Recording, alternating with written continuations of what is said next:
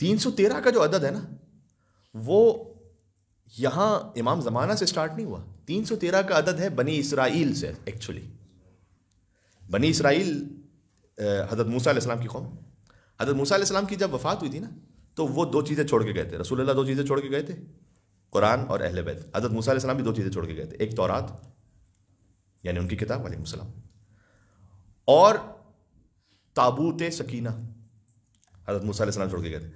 اس تابوت میں تمام انبیاء جو گزشتہ ہے ان کے تبرکات تھے. حضرت موسیٰ علیہ السلام کا عصا ہے, ان کے نالین ہیں, حضرت ہارون علیہ السلام کی تلوار ہے. تو یہ معلوم ہوا کہ تبرکات کا سلسلہ رسول اللہ صلی اللہ علیہ وسلم سے جاری نہیں ہے, پہلے سے جاری ہے.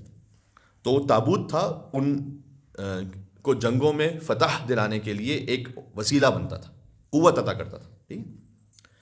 تو حضرت موسیٰ علیہ السلام کی قوم نے آہستہ آہستہ آہستہ پھر وہ دنیاوی مادی معاملات میں لگ گئے, کتاب کو بھی چھوڑ دیا. سورہ جمعہ کی آیت تو آپ ہر ہفتے ہی سنتے ہیں نماز جمعہ میں, مثل الذین حملوا التوراۃ ثم لم یحملوها کمثل الحمار یحمل اسفارا. عجیب ہے کہ جنہوں نے تورات کو لیا لیکن اس کے بعد چھوڑ دیا, تو ان کی مثال ایسی ہے کہ جیسے گدھا ہے اس کے اوپر بوجھ لادا ہوا ہے. اب گدھے کے اوپر اگر بوجھ لادا ہوا ہو تو آپ اس سے پوچھیں کہ کون سی امیزون ڈیلیوری ہے, گوگل شپمنٹ ہے, کیا, اس کو نہیں پتا کیا ہے, اس کے اوپر بوجھ ہے. یہ امیزون اور گوگل سے جا گیا.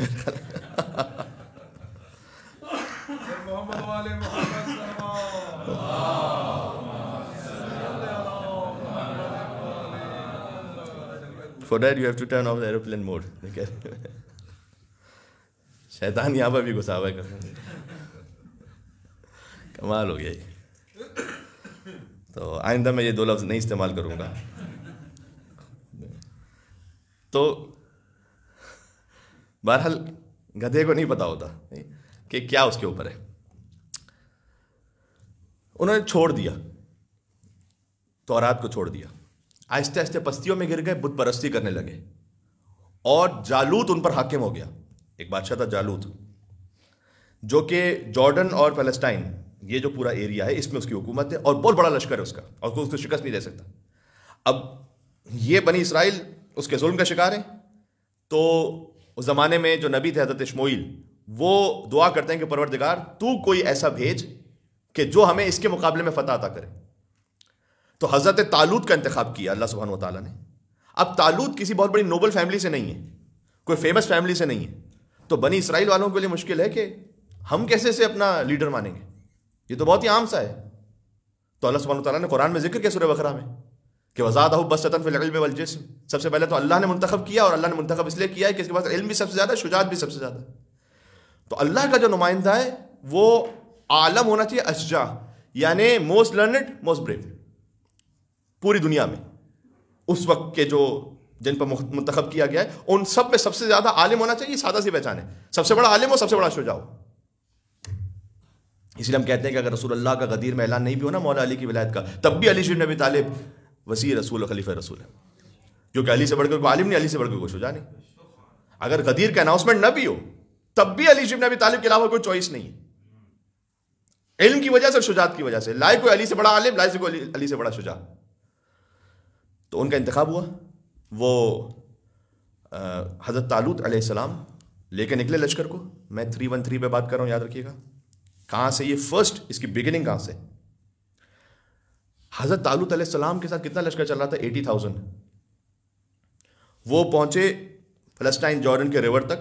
وہاں انہوں نے اپنی قوم سے کہا کہ اللہ تعالیٰ کا حکم ہے کہ ابھی وہ ٹیسٹ لے گا تمہارا, یہ تم ساتھ ہو, یہ واقعاً ساتھ ہو یا نہیں ہو, اللہ کے حکم پہ تسلیم بھی ہو یا نہیں ہو. تو یہ جو پانی بہ رہا ہے نا دریا, اس میں سے پی نہیں سکتے آپ, تھوڑا سا, بہت تھوڑا سا پی سکتے ہیں بس, تاکہ آپ میں ایک ہمت کریج رہے, آگے بڑھیں. انہوں نے کہا یہ کون سا اللہ کا نمائندہ آیا ہوا ہے جو ہمیں نہر سے پانی پینے سے بھی منع کر رہے ہیں. نہیں مانتے اس کو. آپ کو یہ سملیرٹی ملے گی, میں حدیث پڑھ رہا ہوں. حضرت قائم جب تشریف لائیں گے تو اہل کوفہ میں سے بعض کے لیے ہے روایت یہ, لیکن یہ جنرل بھی ہو سکتا ہے. وہ کہیں گے کہ آپ جہاں سے آئے تھے وہیں واپس چلے جائیے, اس لیے کہ یہ جو آپ دین لے کر آ رہے ہیں یہ ہمیں سمجھ میں نہیں آ رہا, یہ کیا باتیں کر رہے ہیں آپ,